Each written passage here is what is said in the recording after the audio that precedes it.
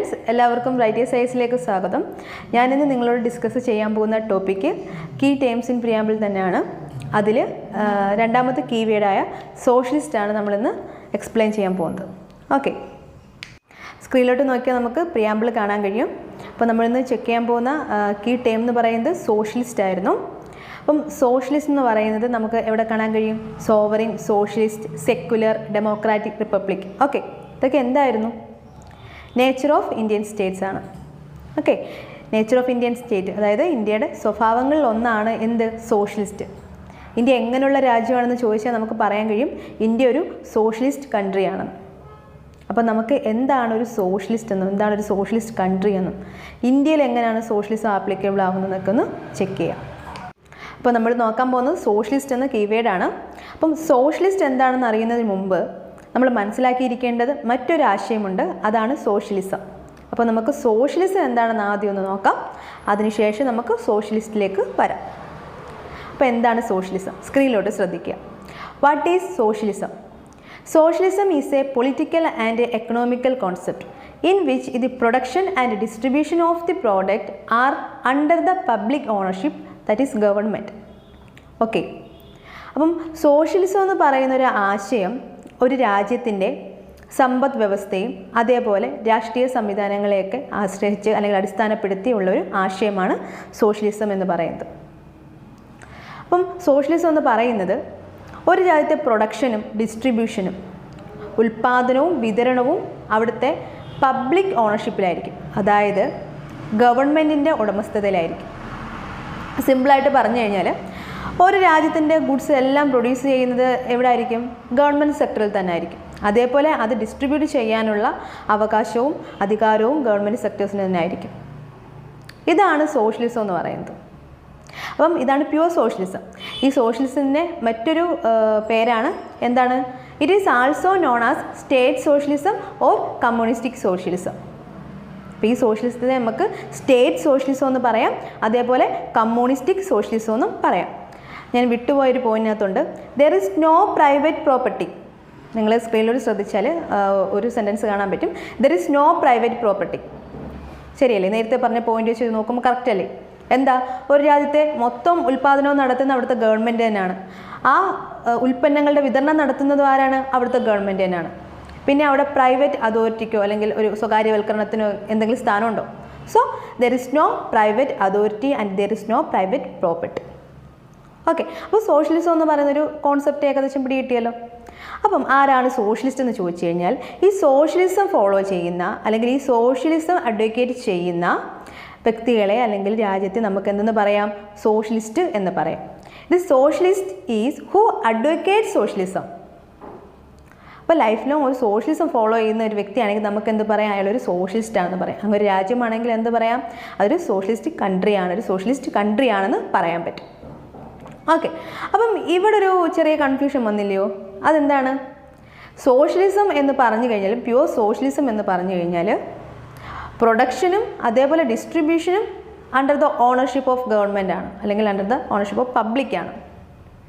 അതായത് അവിടെ ഒരു പ്രൈവറ്റ് അതോറിറ്റി ഇല്ല, അതേപോലെ ഒരു പ്രൈവറ്റ് പ്രോപ്പർട്ടി ഇല്ല. അപ്പോൾ നമ്മുടെ ഇന്ത്യ ഒരു സോഷ്യലിസ്റ്റ് കൺട്രിയാണെന്ന് പ്രിയാമ്പിളിൽ പറയുകയും ചെയ്യുന്നു. അപ്പം ഈ സോഷ്യലിസമായിട്ടൊന്നും മാച്ച് ആവുന്നില്ല അല്ലേ? കാരണം എന്താ?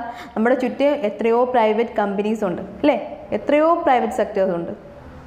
അപ്പം നമ്മുടെ വീടിൻ്റെയും വസ്തുവിൻ്റെയൊക്കെ ഡോക്യുമെൻറ്റേഷൻ നമ്മുടെ പേരിൽ തന്നെ അല്ലേ? അതിൻ്റെ അടുത്ത് നമുക്ക് എന്തുണ്ട്? നമുക്ക് പ്രൈവറ്റ് പ്രോപ്പർട്ടീസ് ഉണ്ട് അല്ലേ? അപ്പം ഇങ്ങനെയുള്ളൊരു രാജ്യത്തിൻ്റെ ഒരു നേച്ചറായിട്ട് നമ്മൾ പഠിച്ചത് എന്താ? സോഷ്യലിസ്റ്റ് എന്നാണ്. അപ്പോൾ ഉറപ്പായിട്ടും ഇന്ത്യയിലെ സോഷ്യലിസം ഇതായിരിക്കില്ല, അവിടെ എന്തോ ഒരു വ്യത്യാസമുണ്ട്. അപ്പം ഇന്ത്യക്ക് ഇന്ത്യയുടേതായിട്ടുള്ളൊരു സോഷ്യലിസം ഉണ്ട്, ഇന്ത്യൻ ബ്രാൻഡ് ഓഫ് സോഷ്യലിസം. അപ്പോൾ നമ്മൾ അടുത്ത് ചെക്ക് ചെയ്യാൻ പോകുന്നത് എന്താണ് ഇന്ത്യയിലെ സോഷ്യലിസം എന്നാണ്. ഓക്കെ, അപ്പോൾ നമുക്ക് അടുത്ത പോയിന്റിലോട്ട് പോവാം. അപ്പം അടുത്തായി നമ്മൾ നോക്കാൻ പോകുന്നത് എന്താണ്? ഇന്ത്യൻ സോഷ്യലിസം ആണ്. അപ്പം ഇന്ത്യൻ സോഷ്യലിസം എന്താണെന്ന് നോക്കാം. സ്ക്രീനിലോട്ട് ശ്രദ്ധിക്കുക. ഇത് Indian brand of socialism is A democratic socialism. Okay, അപ്പം ഇന്ത്യൻ ബ്രാൻഡ് ഓഫ് സോഷ്യലിസം എന്ന് പറയുന്നത് എന്താണ്? ഒരു ഡെമോക്രാറ്റിക് സോഷ്യലിസം ആണ്. അപ്പോൾ നമ്മൾ നേരത്തെ കണ്ട സ്റ്റേറ്റ് സോഷ്യലിസമോ അല്ലെങ്കിൽ കമ്മ്യൂണിസ്റ്റിക് സോഷ്യലിസമോ അല്ല നമ്മുടെ ഇന്ത്യയിലുള്ളത്. നമ്മുടെ ഇന്ത്യയിലെ സോഷ്യലിസം എന്ന് പറയുന്നത് എന്താണ്? അത് ഡെമോക്രാറ്റിക് സോഷ്യലിസം ആണ്. അപ്പോൾ ഇനി നമുക്കറിയേണ്ടത് എന്താണ് ഡെമോക്രാറ്റിക് സോഷ്യലിസം എന്നാണ്. സ്ക്രീനിലോട്ട് ശ്രദ്ധിക്കുക.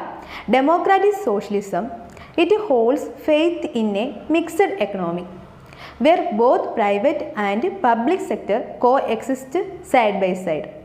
അപ്പോൾ ഡെമോക്രാറ്റിക് സോഷ്യലിസം എന്ന് പറയുന്നത് എന്തിലാണ് വിശ്വസിക്കുന്നത്? ഒരു മിക്സഡ് എക്കണോമിയിലാണ് വിശ്വസിക്കുന്നത്.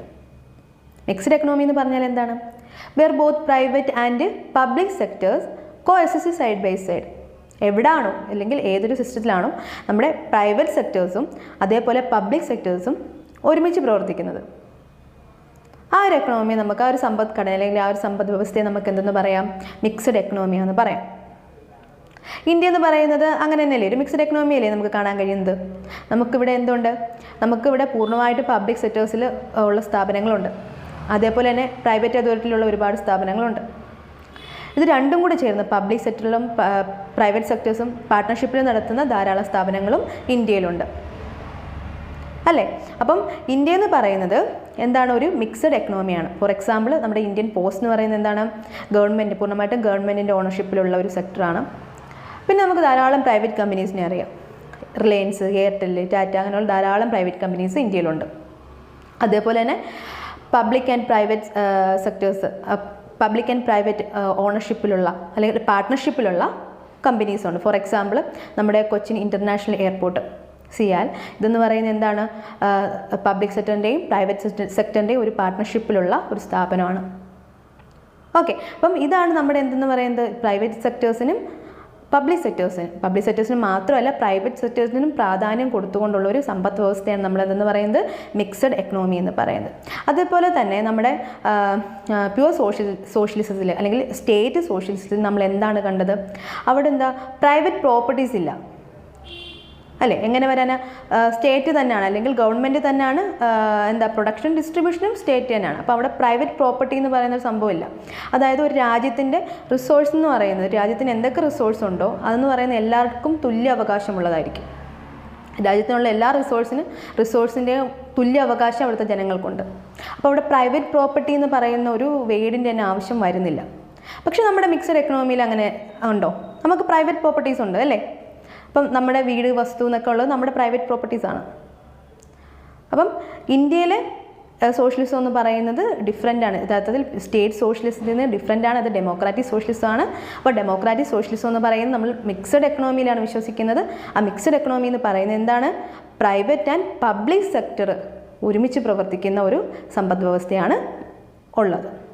അപ്പം ഈ പോയിന്റ് നിങ്ങൾക്ക് ഏകദേശം മനസ്സിലായെന്ന് ഞാൻ വിശ്വസിക്കുകയാണ്. ഓക്കെ, അപ്പോൾ നമുക്ക് അടുത്ത പോയിന്റിലേക്ക് പോകാം. അപ്പോൾ നമ്മളിനി നോക്കാൻ പോകുന്നത് ഡെമോക്രാറ്റിക് സോഷ്യലിസത്തിനെ കുറിച്ച് സുപ്രീം കോർട്ട് എന്താണ് പറയുന്നതെന്നാണ്. What is supreme court says?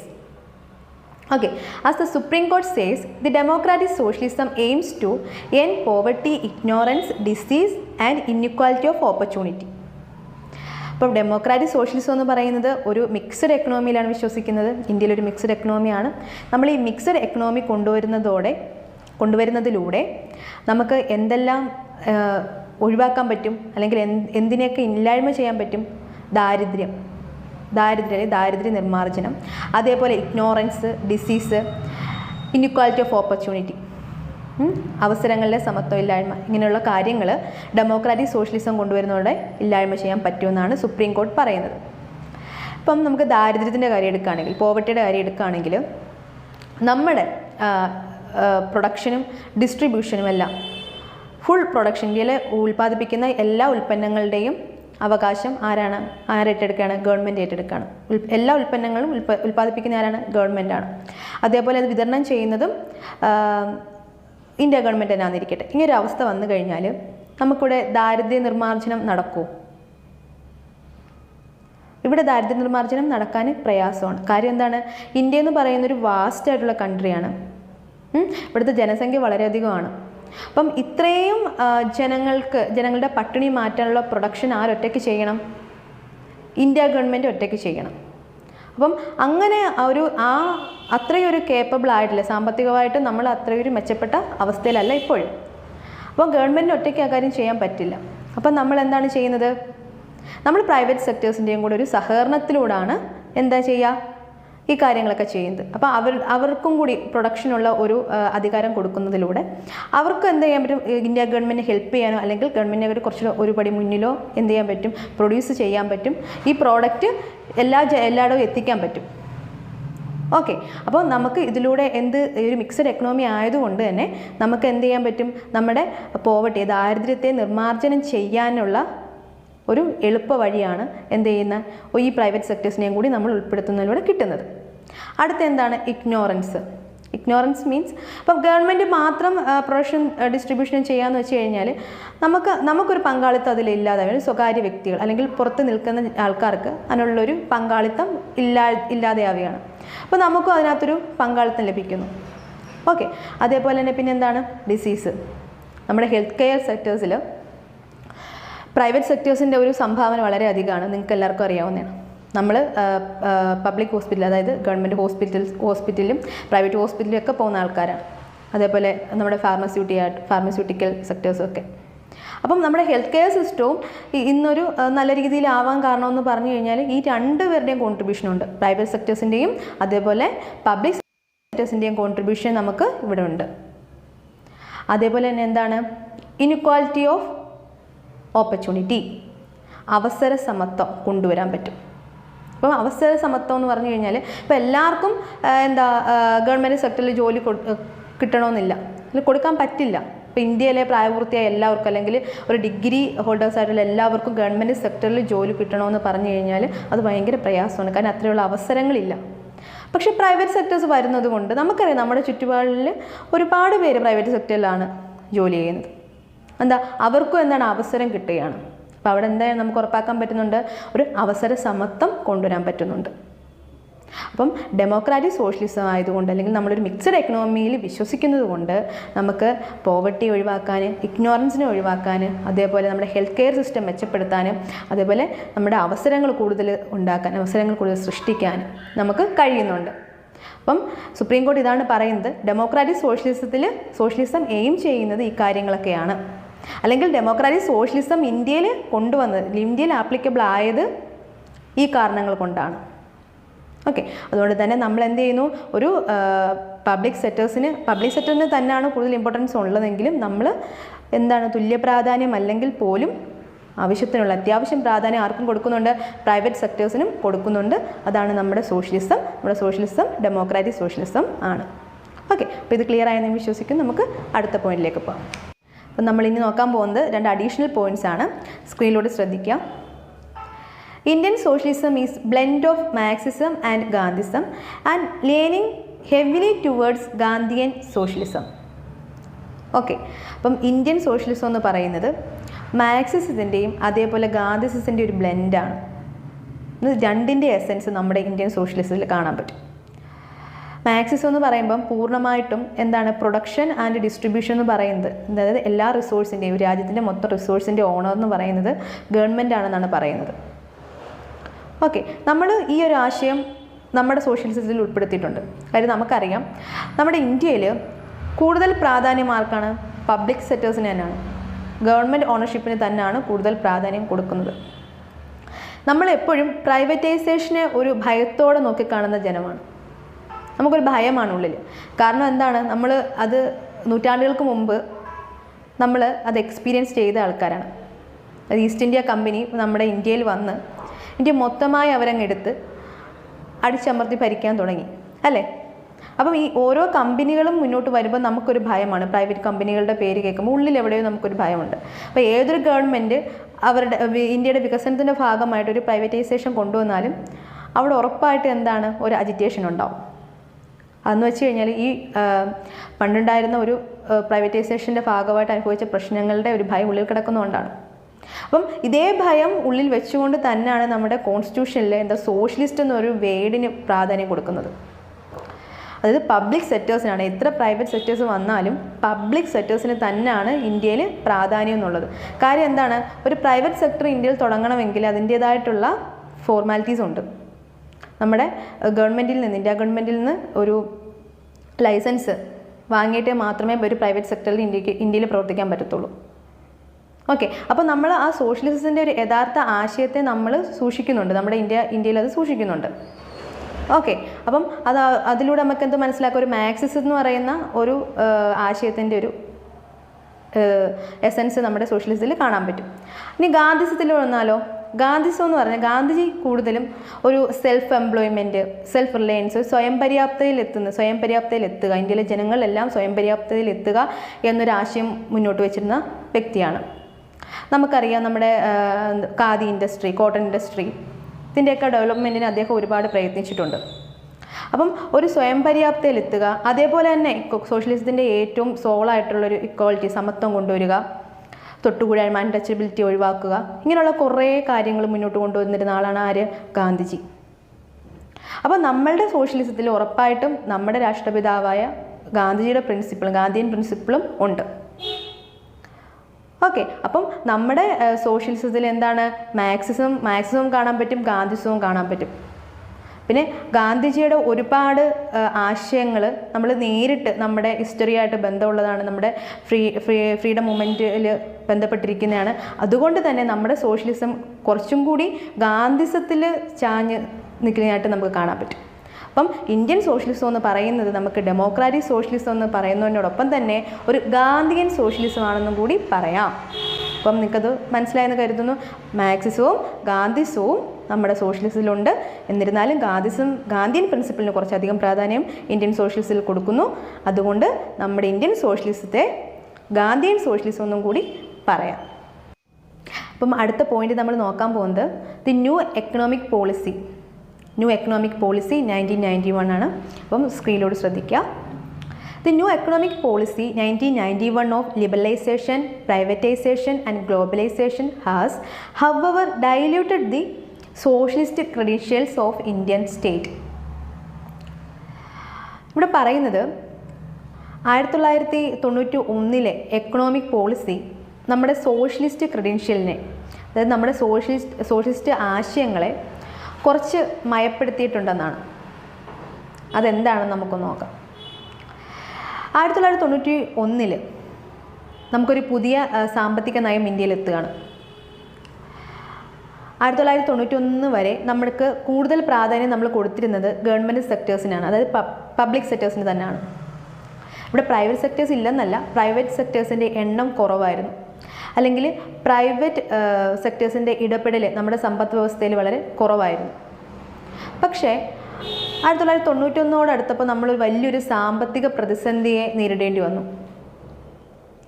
അത് ഇന്ത്യൻ ഗവൺമെൻറ് നേരിട്ട്, അല്ലെങ്കിൽ ഇന്ത്യ ഗവൺമെൻറ് മാത്രമായിട്ട് ഇത്രയും പ്രൊഡക്ഷനിലും ഡിസ്ട്രിബ്യൂഷനിലും ഒക്കെ കൂടുതൽ ഓണർഷിപ്പ് ഇന്ത്യ ഗവൺമെൻറ് മാത്രമായിട്ട് വെച്ചിരുന്നാൽ എന്താ, നമ്മുടെ ഇന്ത്യയുടെ ഡെവലപ്മെൻ്റ് എന്നല്ല, ഇന്ത്യയുടെ സ്റ്റെബിലിറ്റിയെ തന്നെ, അത് എക്കണോമിക് സ്റ്റെബിലിറ്റിയെ തന്നെ അത് ബാധിക്കും എന്നുള്ളൊരു തിരിച്ചറിവ് നമുക്കുണ്ടായി. അപ്പം ഈ ക്രൈസിസിനെ മറികടക്കാൻ വേണ്ടിയിട്ടാണ് നമ്മൾ ഈ പുതിയ സാമ്പത്തിക നയം കൊണ്ടുവരുന്നത്. ഈ പുതിയ സാമ്പത്തിക നയത്തിലൂടെ കൂടുതൽ പ്രൈവറ്റ് കമ്പനികളെ അല്ലെങ്കിൽ പ്രൈവറ്റ് അതോറിറ്റികളെ നമ്മൾ എന്ത് ചെയ്യാണ്, നമ്മുടെ സമ്പദ് വ്യവസ്ഥയിലോട്ട് ഇൻവോൾവ് ചെയ്യിപ്പിക്കുകയാണ് ചെയ്തത്. അതിന് വേണ്ടിയിട്ട് ഇന്ത്യ ഗവൺമെൻറ് അവരുടെ പോളിസികളൊക്കെ ഒന്ന് ലിബറലാക്കി. പണ്ട് നമുക്കൊരു ഇന്ത്യയിലൊരു പ്രൈവറ്റ് കമ്പനി സ്റ്റാർട്ട് ചെയ്യണമെങ്കിൽ അതായത് 1991 മുമ്പുള്ള കാര്യമാണ്, സ്റ്റാർട്ട് ചെയ്യണമെങ്കിൽ ഒരുപാട് പ്രൊസീജിയേഴ്സ് ഉണ്ട്. അതായത് അതിൻ്റെ ഫോർമാലിറ്റി ഭയങ്കര ഒരു ബുദ്ധിമുട്ട് ഉള്ളതായിരുന്നു, അല്ലെങ്കിൽ കുറച്ച് നീളമേറിയതായിരുന്നു. അപ്പം ഒരുപാട് കാര്യങ്ങളിലൂടെ കടന്നുപോയി ഇന്ത്യ ഗവൺമെൻറ്റിനെ ഞങ്ങളൊരു കമ്പനി തുടങ്ങാൻ പ്രാപ്തരാണെന്ന് കാണിച്ചിട്ട് വേണം ഒരു ലൈസൻസ് നേടിയെടുക്കാൻ, കമ്പനി സ്റ്റാർട്ട് ചെയ്യാനുള്ള ലൈസൻസ് ഒരു പ്രൈവറ്റ് കമ്പനിക്ക് നേടിയെടുക്കാൻ. അപ്പം ആ ഒരു അവസ്ഥ മാറിയിട്ട് പുതിയ സാമ്പത്തിക നയം വരുമ്പോൾ കുറച്ചുകൂടി ലിബറലാക്കി, ലൈസൻസ് കൊടുക്കാനാണെങ്കിലും ഒരു പ്രൈവറ്റ് കമ്പനി തുടങ്ങാനുള്ള ലൈസൻസ് കൊടുക്കാനുള്ള കാര്യങ്ങളാണെങ്കിലും, അല്ലെങ്കിൽ ഒരു സ്വകാര്യ വ്യക്തിക്ക് പുതിയൊരു കമ്പനി തുടങ്ങാൻ വേണ്ടിയിട്ട് ഉള്ള സഹായം സാമ്പത്തികമായിട്ടാണെങ്കിലും, അല്ലെങ്കിൽ അതിൻ്റെ റോ മെറ്റീരിയൽസിൻ്റെ സഹായങ്ങളാണെങ്കിലും ഒക്കെ ഇന്ത്യ ഗവൺമെൻറ് തന്നെ മുൻകൈയെടുത്ത് ചെയ്യാൻ തുടങ്ങി. അപ്പം അതിനോടൊപ്പം നമുക്ക് എന്താണ്, നമ്മുടെ പ്രൈവറ്റ് സെക്ടേഴ്സിൻ്റെ അല്ലെങ്കിൽ പ്രൈവറ്റ് കമ്പനിയുടെ ഇൻവോൾവ്മെൻറ്റ് നമ്മുടെ എക്കണോമിയിൽ കൂടി. അത് നമ്മുടെ ഒരു സാമ്പത്തിക സ്റ്റെബിലിറ്റി കൊണ്ടുവരാൻ, ഇന്ത്യയിലൊരു സാമ്പത്തിക സ്റ്റെബിലിറ്റി കൊണ്ടുവരാൻ ഒരു പരിധിവരെ കഴിഞ്ഞിട്ടുണ്ട് അതിലൂടെ. അപ്പം ഈ ന്യൂ എക്കണോമിക് പോളിസിയിലൂടെ നമ്മൾ കൊണ്ടുവരുന്ന 3 വേർഡ്സാണ് ലിബറലൈസേഷൻ, പ്രൈവറ്റൈസേഷൻ ആൻഡ് ഗ്ലോബലൈസേഷൻ. അപ്പം ഇതെന്നൊക്കെ പറയുന്നത് ലിബറലൈസേഷൻ ആണെങ്കിലും നമ്മുടെ പോളിസികളെ നമ്മുടെ ലൈസൻസ് രാജ്, അതായത് ലൈസൻസ് രാജ് എന്നൊരു സംഭവം ഉണ്ടായിരുന്നു. ലൈസൻസ് നേടിയെടുക്കാനുള്ള ഒരു ബുദ്ധിമുട്ട് കൊണ്ടാണ് ആ ഒരു സംഭവം ലൈസൻസ് രാജ് എന്നൊരു സംഭവം മാറിയിട്ട് അത് കുറച്ചും കൂടി ലിബറലായി. പിന്നെ പ്രൈവറ്റൈസേഷൻ വന്നു, ഗ്ലോബലൈസേഷൻ വന്നു. ഇതെല്ലാം എന്താണ് നമ്മുടെ സോഷ്യലിസ്റ്റിക് ആയിട്ടുള്ള ഒരു കൺട്രിയുടെ സോഷ്യലിസം എന്നൊരു ആശയത്തിന് എന്താണ് എതിരായിട്ട് നിൽക്കുന്നതാണ്. അപ്പം അതിലൂടെ നമുക്ക് പറയാൻ പറ്റും, നമുക്ക് ഇങ്ങനൊരു പോയിന്റ് കൂട്ടിച്ചേർക്കാം. ഈ ഒരു പോളിസി എന്ത് ചെയ്തു, നമ്മുടെ ഈ ഒരു സോഷ്യലിസം ആശയത്തെ, സോഷ്യലിസ്റ്റിക് ആശയത്തെ എന്ത് ചെയ്തു, ഒന്ന് മയപ്പെടുത്തിയിട്ടുണ്ട്, അതിനൊന്ന് ഡൈല്യൂട്ട് ചെയ്തിട്ടുണ്ടെന്ന് നമുക്ക് ഒന്ന് പറയാം. അപ്പം നിങ്ങൾക്ക് ഈ വീഡിയോയിലെ സോഷ്യലിസ്റ്റ് എന്ന് പറയുന്ന കീവേഡ് ഏകദേശം മനസ്സിലായ ഒരു ഐഡിയ കിട്ടിയെന്നാണ് ഞാൻ കരുതുന്നത്. അപ്പോൾ എന്തൊക്കെയായിരുന്നു നമ്മൾ ഈ വീഡിയോയിൽ ചർച്ച ചെയ്തത്? ആദ്യം നമ്മൾ സോഷ്യലിസം എന്താണെന്ന് നോക്കി. പ്യുവർ സോഷ്യലിസം, സ്റ്റേറ്റ് സോഷ്യലിസമാണ് നമ്മൾ ആദ്യം നോക്കിയത്. അപ്പം അതിലെന്താണ് പറയുന്നത്, ഒരു രാജ്യത്തിൻ്റെ പ്രൊഡക്ഷനും ഡിസ്ട്രിബ്യൂഷനും കംപ്ലീറ്റ് ആയിട്ട് എന്താ ആ ഗവൺമെൻറ്റിൻ്റെ അണ്ടറിൽ തന്നെ ആണെങ്കിൽ അതിനെയാണ് നമ്മൾ എന്തെന്ന് പറയുന്നത്, സ്റ്റേറ്റ് സോഷ്യലിസം അല്ലെങ്കിൽ സോഷ്യലിസം എന്ന് പറയുന്നത്. അപ്പം നമ്മുടെ ഇന്ത്യയുടെ സോഷ്യലിസം എന്ന് പറയുന്നത് സ്റ്റേറ്റ് സോഷ്യലിസം അല്ല, അല്ലെങ്കിൽ കമ്മ്യൂണിസ്റ്റിക് സോഷ്യലിസം അല്ല, പിന്നെ എന്താണുള്ളത്, നമ്മുടെ ഇന്ത്യയുടെ സോഷ്യലിസം എന്ന് പറയുന്നത് ഡെമോക്രാറ്റിക് സോഷ്യലിസമാണ്. ഓക്കെ, ഡെമോക്രാറ്റിക് സോഷ്യലിസം എന്ന് പറയുമ്പോൾ നമ്മൾ എന്തിലാണ് വിശ്വസിക്കുന്നത്, ഒരു മിക്സഡ് സിസ്റ്റത്തെയാണ്, ഒരു മിക്സഡ് എക്കണോമിയാണ് നമ്മൾ വിശ്വസിക്കുന്നത്. ഇവിടെ പ്രൈവറ്റ് സെക്ടേഴ്സും അതുപോലെ പബ്ലിക് സെക്ടേഴ്സും ഒരുമിച്ച് പ്രവർത്തിക്കുന്നു. ഓക്കെ, പിന്നെ നമ്മൾ ഡെമോക്രാറ്റിക് സോഷ്യലിസത്തിലൂടെ എന്തൊക്കെയാണ് നമ്മൾ ലക്ഷ്യം വെക്കുന്നതെന്ന് സുപ്രീം കോർട്ട് തന്നെ പറഞ്ഞിട്ടുണ്ട്. ആ കാര്യങ്ങൾ സംസാരിച്ചു. ഇതിലൂടെ ഡെമോക്രാറ്റിക് സോഷ്യലിസത്തിലൂടെ നമുക്ക് പോവർട്ടി, അതുപോലെ ignorance, disease, inequality of opportunity ഇതൊക്കെ ഇല്ലായ്മ ചെയ്യാൻ പറ്റുമെന്ന് നമ്മുടെ സുപ്രീം കോർട്ട് തന്നെ അതിൻ്റെ വെർഡിക്റ്റിൽ പറഞ്ഞിട്ടുണ്ട്. അത് നമ്മൾ നോക്കി. പിന്നെ നമ്മൾ ലാസ്റ്റ് നോക്കിയ പോയിൻ്റാണ് ഗാന്ധിയൻ സോഷ്യലിസം. അതായത് നമ്മുടെ സോഷ്യലിസം കുറച്ച് ഗാന്ധിയൻ പ്രിൻസിപ്പിളിനോട് ചായ്വുള്ളതാണെന്ന് നമ്മൾ കണ്ടു. പിന്നെ അതിനുശേഷം നമ്മൾ new economic policy 1991 new economic policy എന്താണെന്ന് ചർച്ച ചെയ്തു. ഓക്കെ, അപ്പം ഈ ഒരു വീഡിയോ നിങ്ങൾക്ക് പ്രയോജനകരമാണെന്നാണ് വിശ്വസിക്കുന്നത്, നിങ്ങൾക്ക് മനസ്സിലായെന്ന് ഞാൻ വിശ്വസിക്കുന്നു. അപ്പം ബാക്കി കീ ടേംസുമായിട്ട് അടുത്ത വീഡിയോയിലൂടെ ഞാൻ വരുന്നുണ്ട്. അപ്പം ഇതുവരെ ഈ വീഡിയോ കണ്ട എല്ലാവർക്കും നന്ദി. അപ്പോൾ നമ്മുടെ ചാനൽ എല്ലാവരും സബ്സ്ക്രൈബ് ചെയ്യണം, വീഡിയോ ലൈക്ക് ചെയ്യണം, ഷെയർ ചെയ്യണം. Thank you.